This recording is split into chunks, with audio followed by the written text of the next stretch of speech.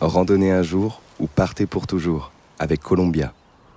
La marque conçoit des vêtements, des chaussures et des accessoires intégrant des technologies testées en conditions réelles depuis plus de 80 ans. Pour les passionnés d'aventure du monde entier. Columbia est fière d'accompagner le podcast Les Baladeurs. Les Baladeurs. Récits d'aventure et de mésaventures en pleine nature. Un podcast du média Les Others. Rendez-vous sur notre site lesothers.com, lesothers.com, pour découvrir notre magazine papier, la carte méthode recto verso pour organiser vos aventures en France et tous nos autres formats. Vendredi 14 avril 2023. En fin de soirée, le téléphone de la compagnie de sécurité des Alpes résonne dans les locaux. Au bout du fil, un homme alerte sur la disparition de sa compagne, Aurélie Dutertre. Partie 3 jours plus tôt pour une randonnée à ski en autonomie dans le massif de Beldon, elle n'est jamais revenue au point de rendez-vous qu'il s'était fixé. La situation est préoccupante. Depuis 48 heures, le ciel se déchaîne en altitude et plusieurs avalanches se sont déclenchées. Du côté des secours, on s'attend au pire, d'autant plus que les chutes de neige abondantes rendent toute opération de sauvetage très difficile à mettre en place. À quelques kilomètres de là, Aurélie Dutertre attend au cœur de la tempête. Ayant vu les conditions météo se dégrader, elle a pu rejoindre une minuscule cabane, 5 mètres carrés, sans fenêtre, avec un toit de tôle et une lourde porte en bois. L'espace est sommaire, mais lui permet de se réfugier en attendant l'éclaircie. Sauf qu'avant qu'elle ne s'en rende compte, le piège s'est refermé sur elle. Et il ne lui reste plus qu'à espérer que les secours viennent un jour la délivrer. Le jour du départ, donc c'était un mercredi. Mon compagnon vient avec moi, donc on part assez tôt le matin avec tout mon barda. Je pars avec donc tout ce qu'il faut pour être en autonomie pendant 3 jours. Je prépare donc mon sac avec de quoi me nourrir, un réchaud, un briquet. Je prends de quoi pouvoir me repérer, c'est-à-dire une carte papier, un GPS, mon Narva, donc ce qui me permet d'être détectée si jamais j'ai un souci. Je prends aussi des vêtements, une frontale, des jeux de piles et un livre pour les 2 soirées que je suis censée passer dans un abri et ensuite dans une cabane. On arrive à la station du Plénay. Ce jour-là, le temps était couvert, mais il n'était pas orageux. On savait que ça allait s'aggraver le lendemain, mais au niveau du timing, j'étais tout à fait bien pour arriver au pic de la Belle Étoile dans les temps. Je commence du coup ma randonnée. Je monte jusqu'au pic de la Belle Étoile. J'arrive en haut du sommet, toute contente, je regarde l'heure, je me dis c'est parfait, je suis dans les temps. Je regarde le temps, je dis ça va, c'est ce que la météo avait prévu, le temps n'est pas plus couvert que ça. Donc là, il me restait plus que la descente. Et le premier problème qui se pose, c'est que en fait, plus je descends et plus la neige est gorgée d'eau. Du coup, je prends du temps pour descendre à ski. Donc là, je m'épuise un petit peu parce que plus j'arrive près des lacs et plus la neige est lourde, mais vraiment lourde, c'est-à-dire vraiment chargée en eau comme de la glace qu'on mange là quand l'été, on offre ça à ses enfants. Donc je galère dans cette neige lourde pour essayer de trouver la cabane. Donc il faut savoir que cette cabane Jean Coutaz, elle n'est pas tellement connue. C'est normalement une cabane de pêcheurs qui est utilisée l'été et qui est gracieusement laissée ouverte pour accueillir des gens l'hiver.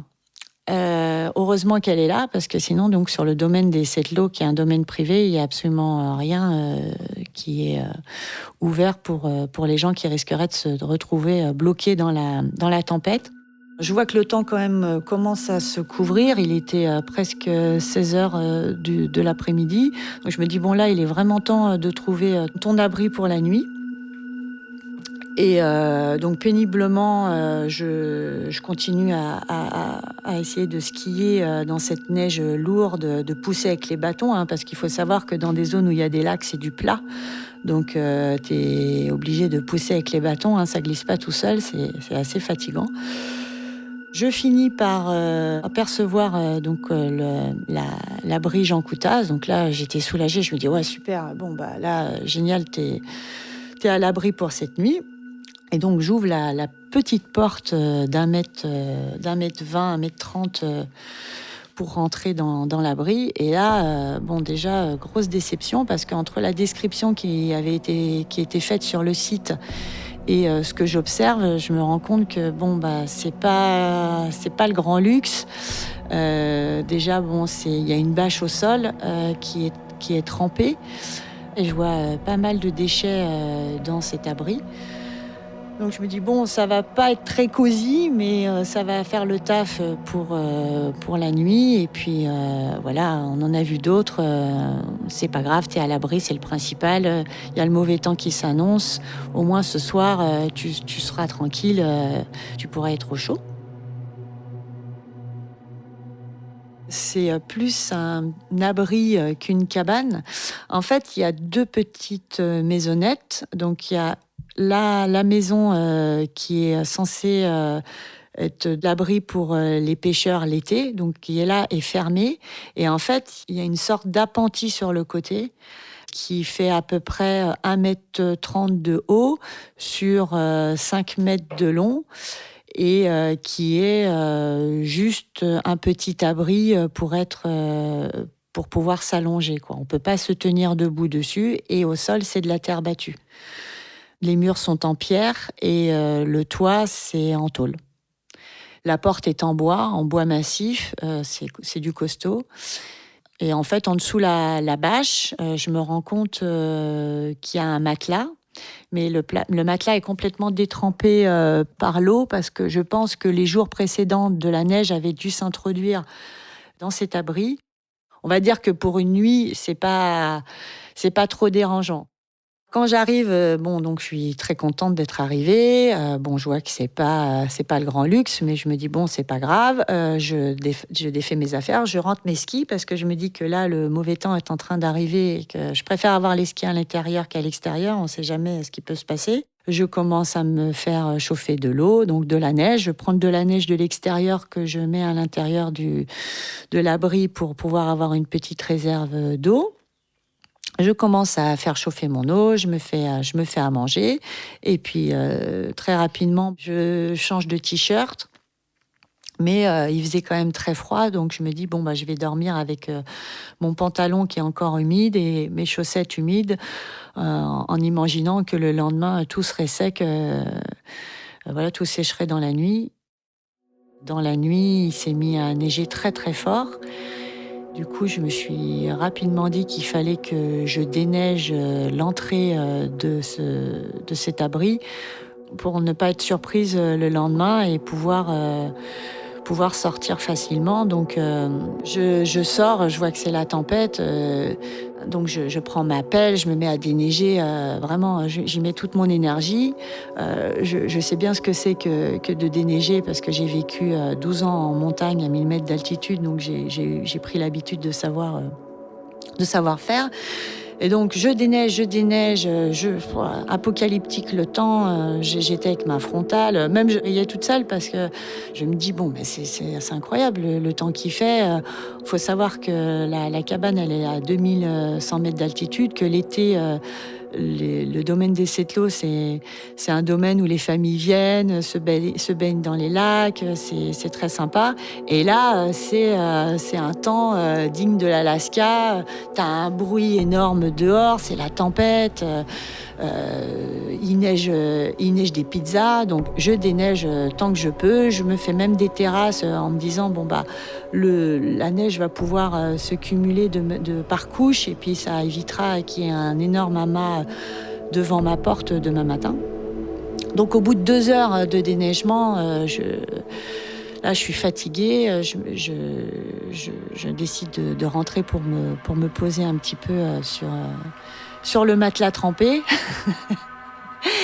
Donc, je m'assoupis et je me dis, bon, faut quand même réfléchir à la suite. Faut pas que tu dormes trop longtemps parce que, à mon avis, va falloir y retourner dans pas longtemps pour déneiger. Mais à aucun moment, je pense à cette porte qui est montée dans le mauvais sens. Je suis plus concentrée sur le fait de déneiger que sur l'ouverture de la porte. Donc, je me pose, je m'assoupis pendant 2 heures. Et comme je suis pas quelqu'un qui dort très bien, puis là, la tempête souffle fort, hein. Donc, je me relève. Et là, je vais pour ressortir et redéneiger. Et là, la porte est bloquée. Donc, je comprends pas. Je me dis, comment ça se fait que cette porte est bloquée ? C'est une blague. La porte est... Comment ça, la porte est bloquée ? Donc, je commence à pousser. Je vois qu'il y a un petit peu de jeu. Donc, je me dis, bon, ça va faire. Ça entrouvre de 1 ou 2 centimètres. Et je pousse. Et là, il n'y a rien qui se passe. Non, je suis bloquée là, en pleine nuit, avec la tempête dehors. Il fait froid, je suis fatiguée. Je peux pas sortir. C'est pas possible. C'est pas possible. C'est inimaginable. Je suis là, je suis devant cette porte. Je me dis, mais qu'est-ce qui se passe, quoi ? Pourquoi cette porte est bloquée ? Qu'est-ce qui bloque la porte ? Bon, je comprends rapidement que c'est la neige. Mais je me dis, c'est bizarre, t'as quand même bien déneigé il y a 2 heures. Donc oui, je panique parce que je me dis, il n'y a pas d'autre solution que cette porte pour sortir. Donc là, tu réfléchis, tu regardes autour de toi, tu analyses la situation. Mais en même temps, ça peut durer longtemps, cette situation. Au début, tu perds un peu tes moyens. Donc, je me dis, bon, de toute façon, là, tu peux rien faire. Repose-toi, on verra demain. Le lendemain matin, je me réveille assez tôt, quelques heures après. Difficile de savoir à quelle heure je me réveille exactement. Parce que comme c'est la tempête dehors et que j'ai pas l'heure avec moi, mon téléphone s'est rapidement déchargé. J'avais pris de quoi recharger mon téléphone, mais la batterie auxiliaire ne marche pas. Donc je peux pas recharger mon téléphone. Je comprends pas pourquoi, vu qu'elle marchait très bien chez moi. Donc je peux pas recharger mon téléphone. Donc, je ne sais pas l'heure qu'il est. Je recommence à pousser sur la porte. Je pousse sur la porte. Je me dis, bon, c'est pas possible, quoi, Aurélie. Tu vas pas rester coincée là comme un rat, quoi. C'est pas possible. Donc, je panique un petit peu. Je perds un peu mes moyens. Et puis après, je me dis, bon, pose-toi. Fais-toi une petite eau chaude. Je me fais une soupe miso. Je bois ma soupe. Je me dis, bon, là, qu'est-ce que tu vas faire, quoi ? Qu'est-ce que tu vas faire ? Là, c'est clair, tu peux pas sortir. Dehors, c'est la tempête. Donc, il n'y a personne qui peut venir te récupérer. Et puis, c'est une tempête, c'est impressionnant. Il y a du bruit. Je vois qu'il y a du jour au-dessus de la porte. Il y a l'équivalent d'1 centimètre de visibilité. Donc, je vois que ça tourbillonne dehors, qu'il y a du bruit, que c'est très glauque. Je vois pas trop si c'est le jour, la nuit, parce que bon, quand c'est jour blanc, c'est difficile aussi de voir s'il fait jour ou nuit. Et il faut savoir que dans la cabane, il n'y a pas de fenêtre. Dans cet abri, il n'y a pas de fenêtre. Donc j'ai juste la lumière qui vient du jour de la porte. Donc j'imagine qu'il fait encore nuit. Et puis très rapidement, je me suis dit, de toute façon, ça sert à rien de paniquer. On va attendre que la tempête passe. Et puis, vendredi, c'est prévu un créneau de beau temps. Donc, de toute manière, tu pourras ressortir ou il y a quelqu'un qui va passer. Enfin, voilà. Il faut que tu attendes que la tempête passe, que le mauvais temps passe. Et puis, ensuite, tu pourras agir. Donc, je me blottis dans mon sac de couchage. Il faut savoir que mon sac de couchage est humide. Est humide parce que comme il y a la tempête, la neige passe par la lumière de cette porte et en fait mouille tout ce qu'il y a dans mon environnement proche. Et comme la surface habitable est toute petite, tout est trempé. Je regarde 1000 fois mon téléphone, j'essaie de le rallumer, de le mettre au chaud, de le rallumer. Donc ça, c'est assez dur parce que tu vois qu'il se rallume et là, tu vois que la batterie est sur la réserve. Tu te dis, il va se rallumer, il va se rallumer. Et en effet, il se rallume. J'ai pas de réseau, donc ça sert à rien. Il se rééteint. Donc, j'ai absolument aucun moyen de faire connaître ma position.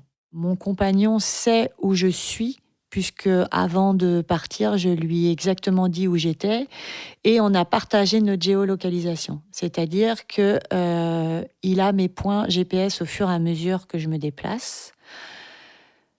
Évidemment, certains endroits sur le refuge des Sept-Lots ne sont pas géolocalisables. Et à 100 mètres de mon abri, il y a du réseau, mais pas dans l'abri. Et pourquoi il n'y a pas de réseau dans l'abri ? C'est parce qu'en fait, il y a aussi un toit en tôle. C'est-à-dire que si je sors de l'abri, j'ai du réseau. Mais dans l'abri, je n'ai pas de réseau. Je me dis là, je suis toute seule avec moi-même. Il faut que je sois forte, il faut que je sois raisonnée, il faut que j'ai de la structure parce que ça va durer longtemps cette histoire. Ça va pas être tout de suite la libération. Donc, faut que je trouve des solutions pour me faire la vie douce et avoir suffisamment de mental pour que ça se passe bien. Ce qui est bien, c'est que j'ai à manger. Par contre, au niveau de mes réserves en eau, j'ai juste le petit amas de neige que j'ai mis à l'intérieur de l'abri pour pouvoir faire chauffer de l'eau pour le lendemain et peut-être le repas du midi. Mais j'ai pas beaucoup d'eau. Sinon, j'ai mon réchaud, j'ai une couverture de survie et j'ai un livre. J'ai un livre, La vie devant soin de Romain Gary. J'ai ma frontale avec 2 jeux de piles. Donc ça, heureusement aussi que j'ai 2 jeux de piles parce que très rapidement, en fait, le premier jeu s'use. Donc j'ai rapidement plus de frontale et j'ai pas de lumière à l'intérieur de l'abri. Je n'ai pas de fenêtre dans cet abri, j'ai une surface au sol de 5 mètres carrés et le plafond est environ d'1,20 m. Et il faut savoir que c'est 1,20 m d'un côté, mais comme c'est un toit en pente, l'endroit où je dors, je peux même pas me mettre assise là où je dors. Je suis soit allongée, soit à 4 pattes, quoi. Enfin, accroupie sur mes genoux, plus justement. Et je ne peux pas me mettre à genoux parce que le sol est mouillé. Donc je ne peux pas mouiller mes vêtements. Il faut absolument que je sois au sec.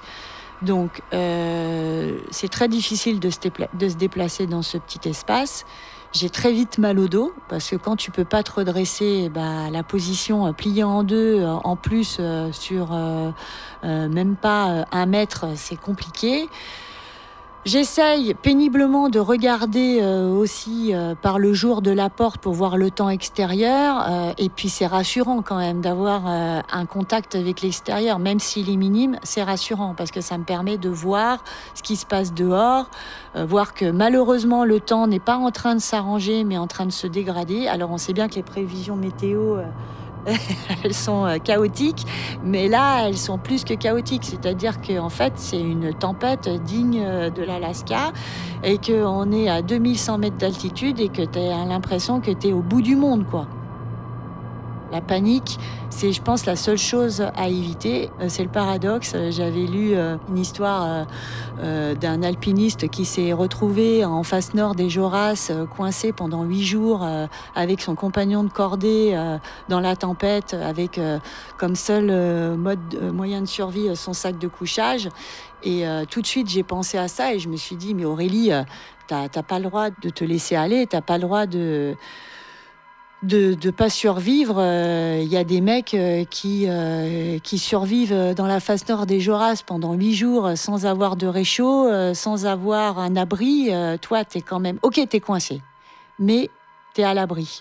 Alors, oui, t'as froid, oui, t'es dans l'humidité, mais t'es à l'abri. Personne ne me cherche parce que je suis censée donc retrouver mon conjoint le vendredi en fin d'après-midi au refuge de la cabane de Combe-Madame.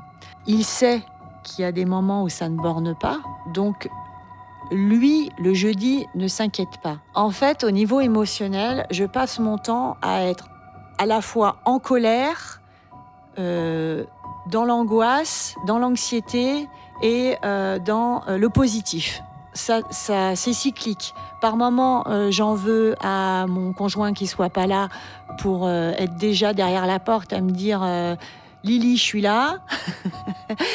Parfois, j'appelle les esprits en me disant venez me chercher, je suis là, je vais faire de la télépathie, on va savoir que je suis là. Par moments, je hurle, je crie en me disant mais c'est pas possible, t'es la dernière des gourdes à te retrouver coincée là comme un rat.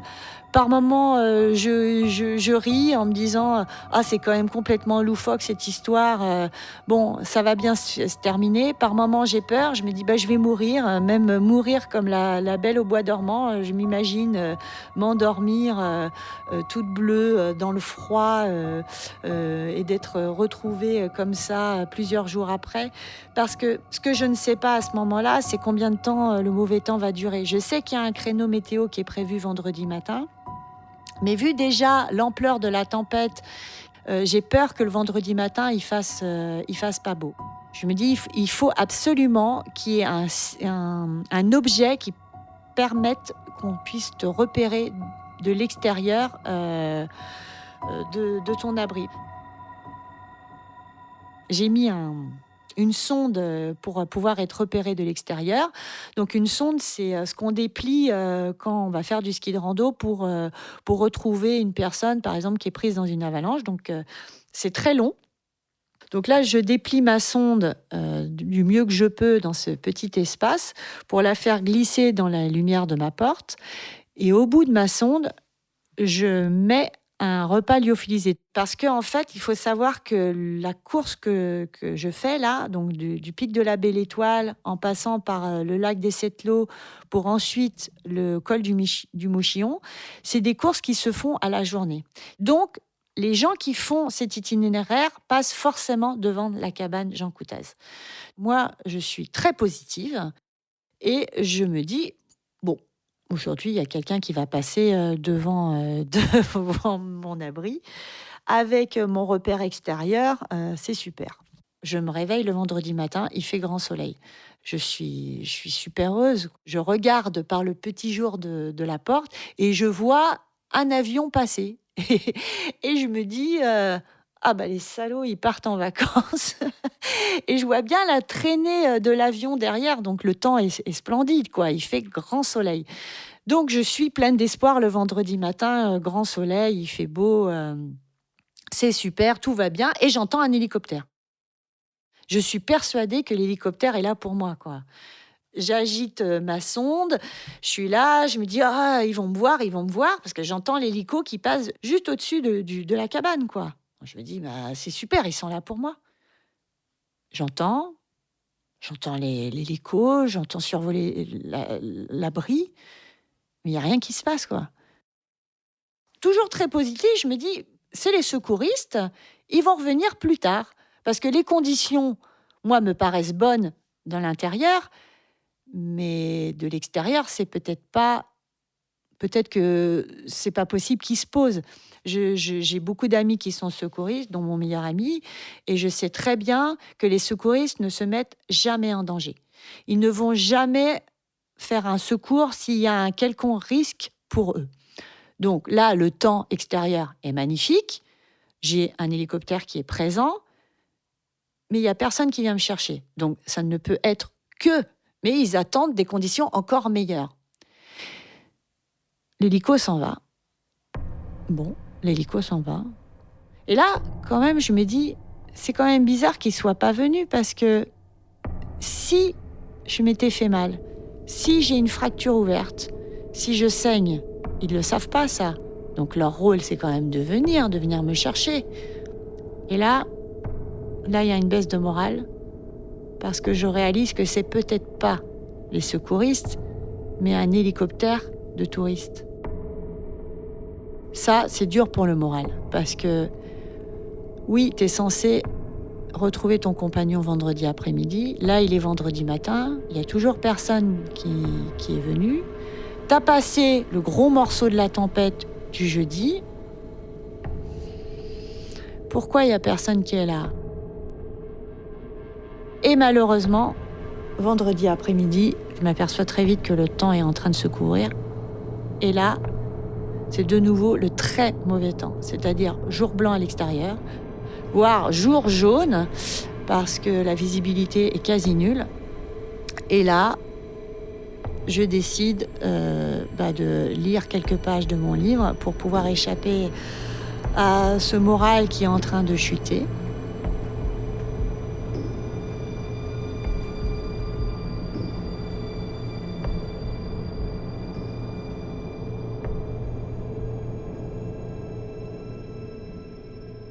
Il faut que le temps passe, il faut que je m'occupe. Donc, régulièrement, il y a une pelle qui est là. Je gratte le sol pour essayer d'enlever l'humidité, du coup l'eau. Je racle le sol comme ça. Après, je mets le matelas trempé devant la porte parce qu'en fait, la neige continue de pénétrer par le haut de la porte. Donc, je mets le matelas devant la porte. Ça, c'est assez galère parce que en fait, il est chargé en eau. Donc, j'essaye en même temps de ne pas me mouiller, de plier ce matelas parce qu'il faut que je garde le maximum de surface sèche, parce que c'est vraiment ça le problème, c'est que tout est trempé, quoi. Donc, je glisse mes bâtons pour pouvoir faire tenir le matelas. Et donc, la nuit du vendredi arrive et là, c'est de nouveau la tempête. La porte, elle fait 1,30 m de hauteur et elle est coupée en biseaux. Vers le haut, il y a 1 cm de jour. Mais très rapidement, la neige est devant cette lumière. Et sur le côté gauche de la porte, en haut de la porte, il y a environ 5 cm qui est encore sans neige. Parce qu'en fait, le toit de la cabane d'à côté protège cette partie de la porte. Et heureusement qu'il y a le toit qui dépasse un peu, parce qu'en fait, la neige ne vient pas à cet endroit-là. Toute la partie de droite, et je peux même pas gratter en fait. Il y a un cumul de neige énorme derrière la porte. Mais par contre, sur les 5 cm à gauche, grâce au toit de la cabane d'à côté, c'est protégé par le vent. Et du coup, ça évite à la neige de se cumuler à cet endroit-là. Ça, c'est une chance. Mais c'est tous ces petits détails-là, en fait, qui me permettent de voir le jour, d'avoir encore un visuel avec l'extérieur. En fait, même s'il n'y a pas beaucoup de surface au-dessus de la porte de jour, ça fait quand même rentrer beaucoup de petites particules de neige et ça laisse une humidité ambiante dans l'abri. Donc là, j'ai pas vraiment d'endroit cosy pour pouvoir me réchauffer. Je me fais un petit repas chaud. Ça, c'est très confortable. Ça fait beaucoup de bien de pouvoir manger un repas chaud. Je fais attention à ma bouteille de gaz parce que je me dis, il faut pas que ça gèle. Et là, je commence aussi à paniquer parce que je me dis, je sens que la neige derrière la porte, elle commence à s'accumuler beaucoup. Donc, ça veut dire que je commence à être recouverte par la neige. Ça veut dire que l'abri commence à être bien recouvert. Et là, je me rends compte que la sonde, elle est ensevelie. Ça veut dire que derrière la porte, il y a forcément 1,30 m de neige. Parce que la sonde, elle repose sur la neige qui est à l'extérieur. Donc, là, ça me panique. Ça me panique parce que ça veut dire qu'on ne va pas forcément se rendre compte qu'il y a quelqu'un à l'intérieur, plus que la neige recouvre l'abri. Et du coup, difficile d'imaginer qu'il y a quelqu'un qui est dans cet abri qui est recouvert par la neige. Il n'y a pas de signe extérieur qui montre que quelqu'un a déneigé cet endroit. Il fait froid parce que quand je souffle, j'ai l'air chaud, la buée qui sort comme quand on fait de l'air chaud sur ses lunettes. Et surtout, la neige que j'ai mise à l'intérieur le mercredi soir n'est toujours pas fondue. Donc il n'y a rien qui fond là-dedans. Donc d'un côté, c'est aussi bien parce que pour le petit côté toilette, je peux mettre un petit peu de neige sur l'endroit où je vais aux toilettes, quoi, hein, parce que comme c'est tout petit, il faut quand même que je garde un minimum d'hygiène. Et en plus, j'ai rapidement la gastro, parce qu'en fait, quand tu fais chauffer de la neige, il faut savoir que la neige que j'ai récupérée de l'extérieur, elle n'est pas nickel. Et le peu de neige qui est resté dans l'abri que je fais chauffer est sale aussi, parce que c'est un mélange de terre, un mélange de peinture qu'il y a sur la porte, que je gratte en fait. Tout ce que je peux récupérer, je gratte. Et en fait, je gratte dans les coins de la cabane pour récupérer de la neige. Et en fait, elle est sale. Et donc, quand je la fais chauffer, même si je la fais bouillir, ça suffit pas. Et j'ai rapidement la gastro. Donc là, je me dis, ça fait déjà 3 nuits que tu es là-dedans, que tu es fatigué, que tu es sur les nerfs, que tu as espoir que quelqu'un vienne te trouver, mais il n'y a toujours personne qui est là, que tu n'as pas moyen de te faire voir de l'extérieur à part cette sonde qui est recouverte. Il faut trouver une autre solution. Il faut absolument que tu aies un signe qui montre de l'extérieur que tu es là. Je me dis, je vais refaire passer mon bâton de ski. Le diamètre est petit, mais c'était difficile à faire passer au niveau du jeu de la porte. Et en plus, la neige s'est cumulée derrière. Donc, il faut que je fasse passer mon bâton de ski avec la neige qui pousse derrière. Mais là, j'ai pas le choix, quoi. Là, en fait, chaque détail de survie devient quelque chose de fondamental. C'est-à-dire que ça devient une obsession. Et c'est ça, je pense, qui me fait garder la force en moi. C'est-à-dire que chaque détail devient une priorité. Chaque détail me dit, ça, il faut que tu le réussisses. Si ça marche, c'est quelque chose de positif. Et c'est une victoire. Et chaque petite victoire me permet de garder l'espoir. Donc, je fais passer mon bâton de ski. Mais pareil, il faut qu'il y ait un signe extérieur qui montre que je suis là. Donc, il faut penser à une sorte de drapeau. Donc là, mon regard se tourne vers ma couverture de survie. Je me dis, je vais en découper un petit bout, je vais l'accrocher au bout de mon bâton, je vais faire passer mon bâton. Il ne faut pas déchirer la couverture de survie. Donc délicatement, je fais passer mon bâton. Et là, j'entends la couverture de survie qui est balayée par le vent. J'entends ce petit bout de couverture de survie et ça me rassure. Ça me rassure, je sais qu'il y a un signe extérieur qui montre que je suis là. Et voilà, tout ça, ça m'occupe en fait. Ça m'occupe, je nettoie la cabane, je mets régulièrement dans mon sac de couchage pour me réchauffer, je me mets en boule dedans, je prie, je crois en Dieu mais je ne suis pas pratiquante. Je prie énormément, je me dis c'est pas possible qu'un truc comme ça t'arrive à toi, quoi, Aurélie, tu mérites pas ça, quoi. C'est quoi le signe derrière tout ça, quoi? C'est quoi le message derrière tout ça? Il y a forcément une raison pour qu'il t'arrive ça. Et là, je pense aux copains parce que je sais que le samedi soir, il y a l'anniversaire d'un très bon ami à moi et je me dis les copains, ils sont là, ils font la fête. Et toi, t'es là, t'es comme une conne, tu te retrouves là, pourquoi t'es là? Je pense à ma famille, je pense à mes enfants, je me dis je peux pas leur faire ça, je peux pas. J'ai pas le droit d'être là, quoi.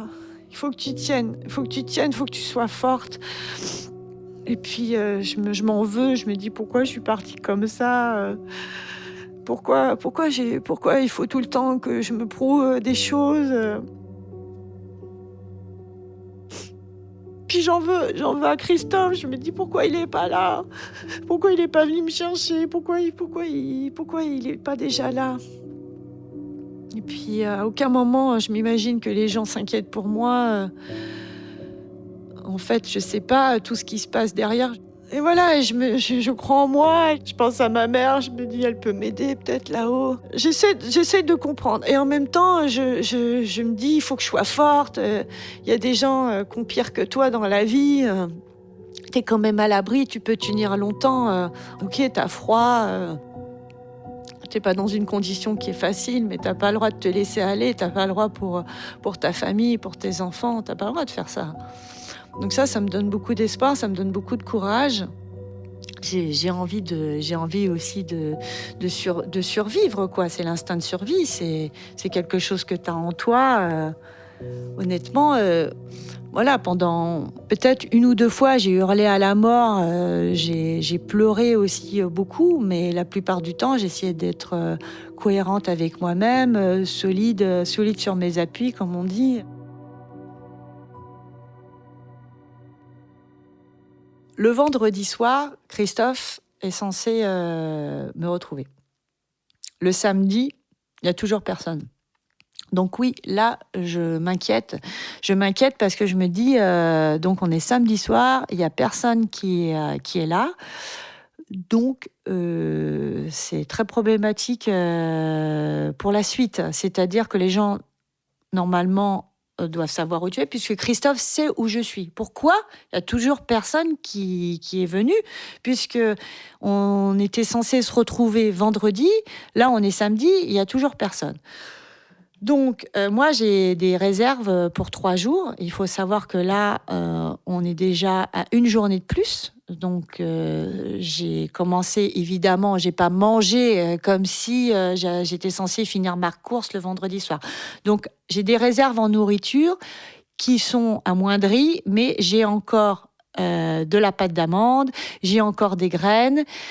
En flotte, là, c'est plus compliqué parce que même si je fais attention à mon eau, il me reste assez peu d'eau. Il me reste environ 1 litre d'eau. Là, je regarde là où j'ai fait les petites commissions et je me dis, si tu n'as pas le choix, ma cocotte, il faudra faire chauffer cette eau-là. L'eau qui t'a servi à garder l'hygiène, en fait. Donc, je me dis, ça peut tenir encore un petit peu. Par contre, ce qui m'inquiète, c'est le froid, parce que j'ai quand même très froid. Et la neige qui recouvre l'abri ne me protège pas du froid. Je ne comprends pas, mais ça ne me protège pas du froid. Donc, il faut absolument que je trouve une solution cette nuit pour me protéger du froid. Parce que si je ne meurs pas d'asphyxie, de faim, c'est peu probable, de soif, pas encore tout de suite, mais par contre, d'épuisement mental ou du froid, ça, je sais pas trop. Même si je suis protégée par ce petit abri, j'ai peur des bruits. Et en fait, les bruits, je pense que le stress, les bruits, la tempête, ça me fait avoir des petites hallucinations. J'ai l'impression par moments que c'est des bruits d'hélicoptère ou qu'il y a quelqu'un dehors qui va venir, un monstre. Ouais, il y a des petits moments comme ça où je pense que le cerveau, il décroche un peu, où il s'invente des gens qui viennent te sauver. Tu sais que pour les secours, ils utilisent un hélicoptère. Donc, je pense que t'es tellement dans l'espérance d'être sauvé que tu t'inventes un peu des choses. Et il y a aussi quelque chose qui est dur pour moi, c'est que c'est l'anniversaire de mon père, le samedi, le 13 avril. Et je ne peux pas lui souhaiter. C'est très dur pour moi parce que mon père, comme j'ai perdu ma mère, il me reste mon père. Que je suis fille unique et c'est quelqu'un qui compte énormément pour moi. C'est des petits détails comme ça, en fait, où tu te sens impuissant, quoi. C'est là où tu te dis que la vie est faite de petits détails qui, parfois, nous semblent...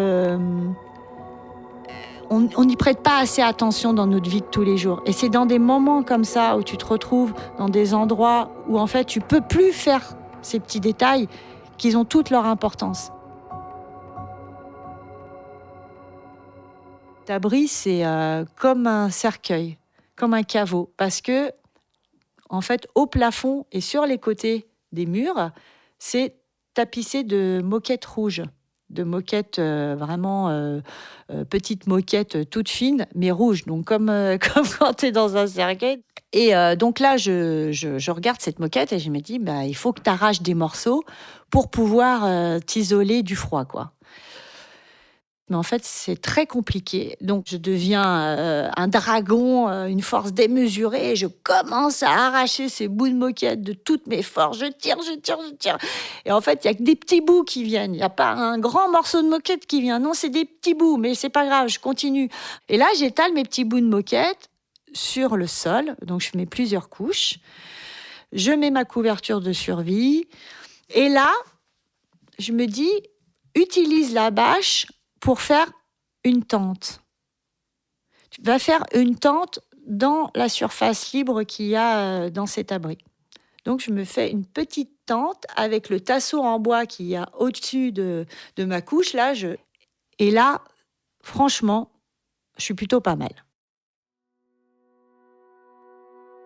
Parce que quand tu es avec ton bouquin, que tu lis ton livre et que tu as de la lumière, c'est vachement réconfortant.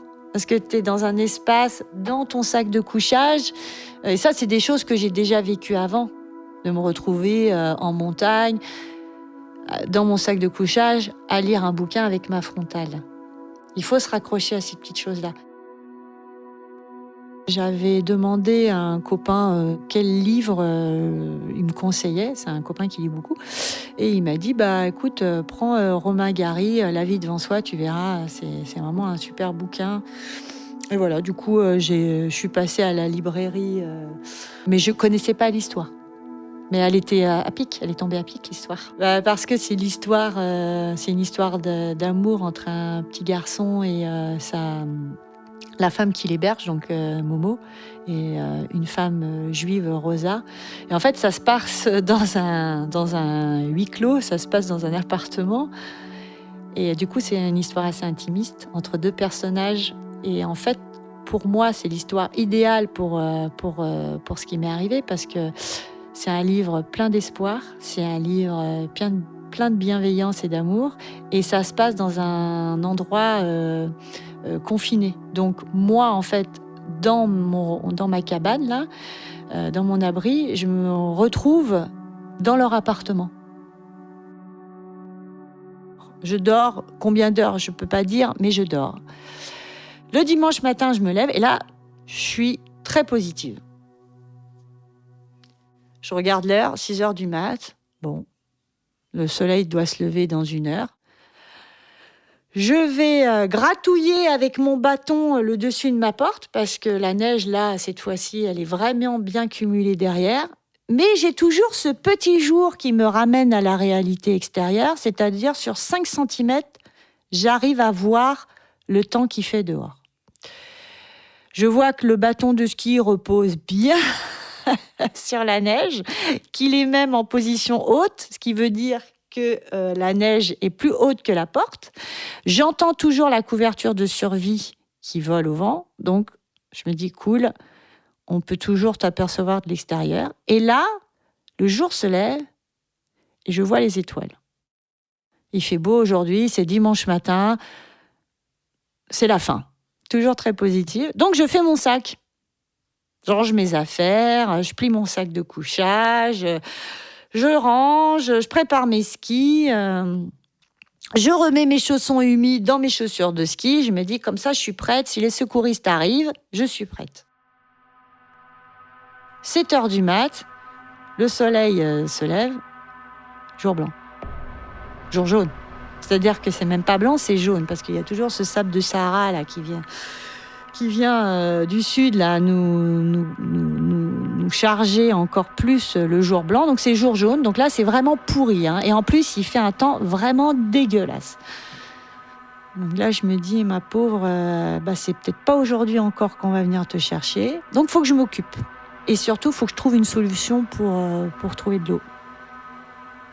Je peux passer les phalanges de mes doigts au-dessus de la porte, mais pas plus.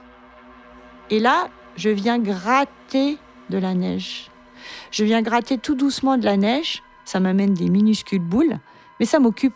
Et je fais ça le dimanche matin. Donc je mets ça dans ma petite casserole, là. Tout doucement, je gratte.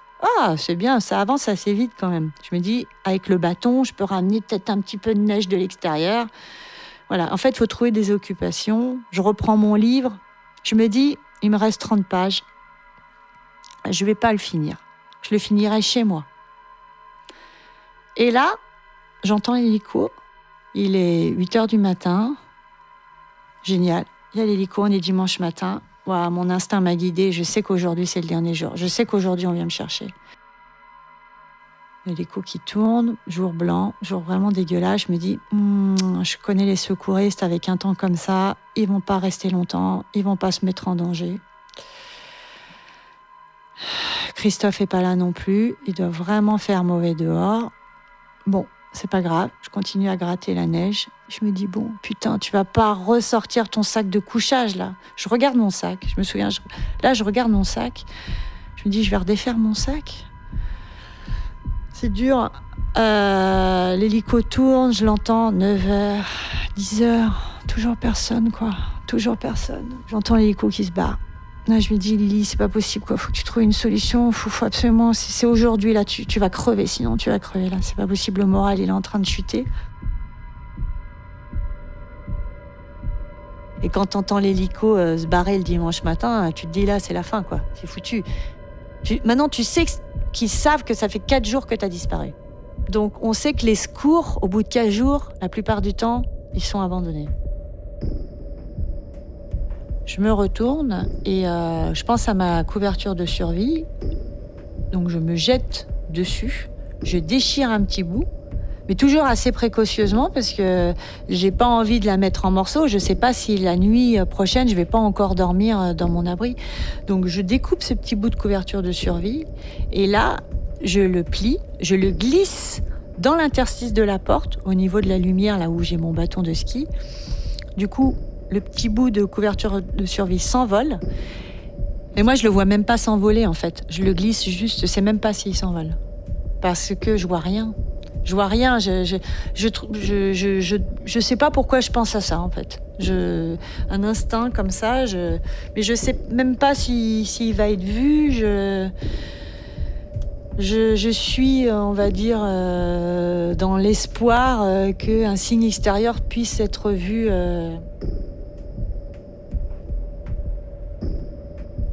Et peut-être 10 minutes après, j'entends les secouristes.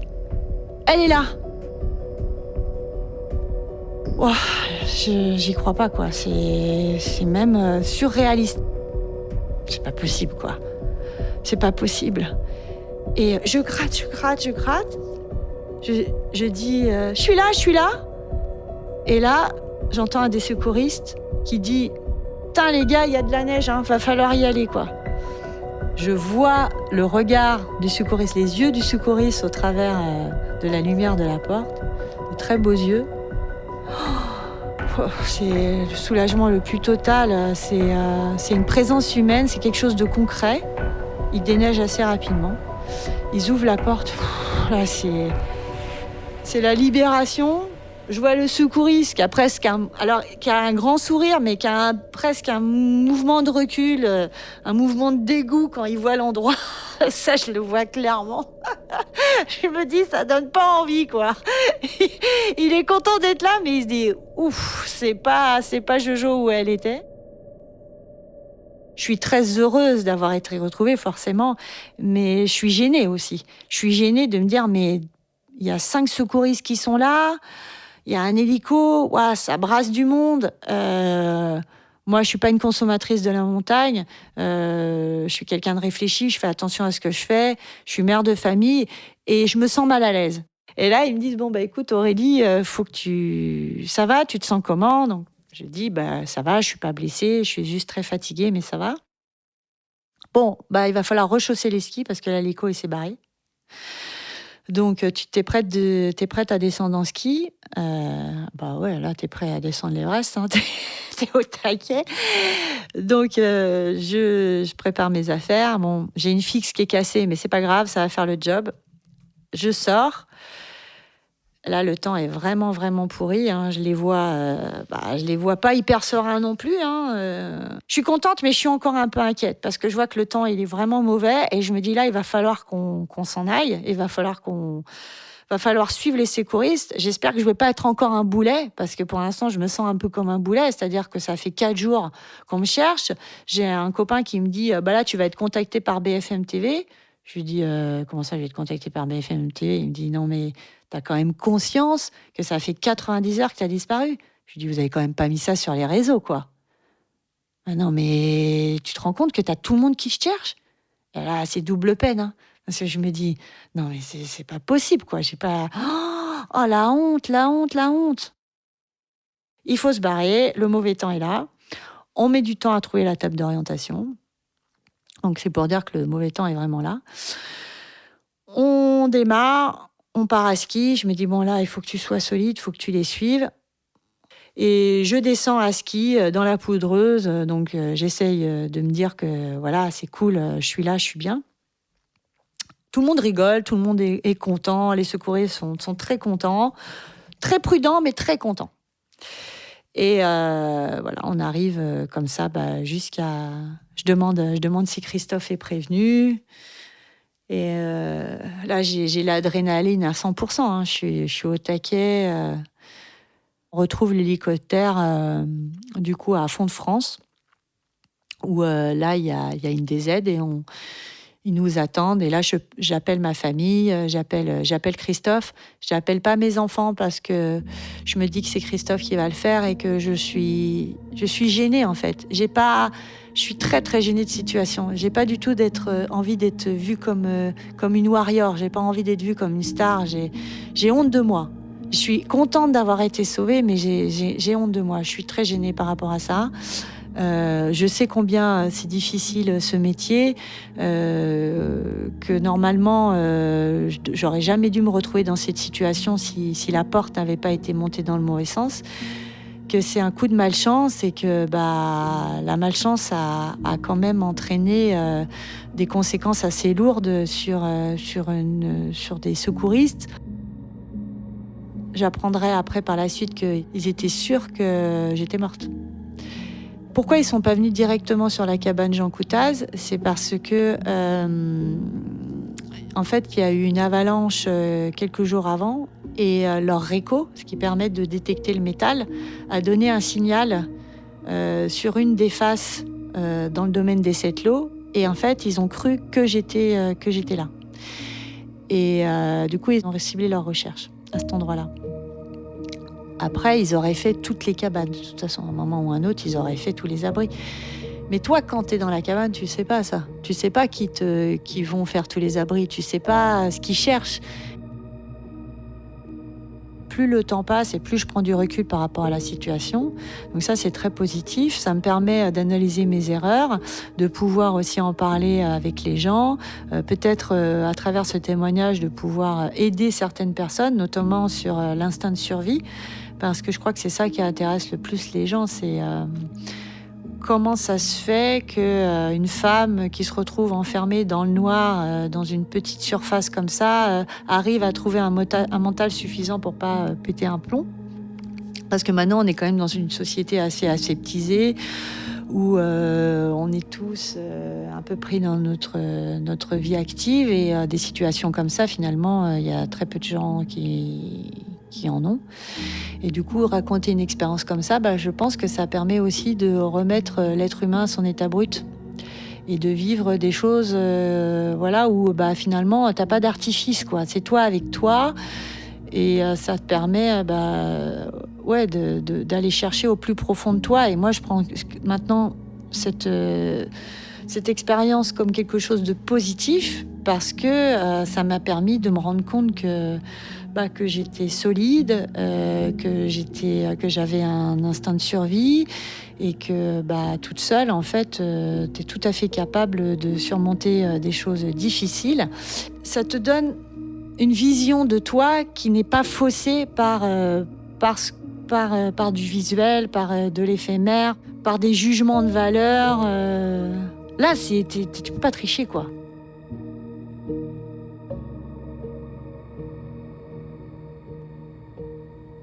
avant d'être la miraculée de Beldon, Aurélie Dutertre est kinésithérapeute et ostéopathe. Elle travaille depuis 20 ans dans le sport de haut niveau, notamment avec l'équipe de France d'escalade. Début 2024, elle a publié un livre pour prévenir et guérir les blessures et traumatismes en escalade, à découvrir aux éditions Glénat. Merci à elle de nous avoir raconté son histoire. Et merci à vous de nous avoir écoutés sur cette 7e saison. On espère que ces récits d'aventure et de mésaventures en pleine nature vous ont plu. Si c'est le cas, n'hésitez pas à nous laisser une note sur vos applications de podcast, cela nous aide beaucoup. Et bien évidemment, merci à toute l'équipe du podcast. Cet épisode a été réalisé par Thomas Fir, assisté par Nicolas Alberti. Le récit a été présenté par Clément Saccard. La musique est composée par Nicolas de Ferrand, avec une musique additionnelle de Michael Boga. Chloé Wibo s'est assurée du montage des épisodes et Antoine Martin du studio Crispy Records du mixage.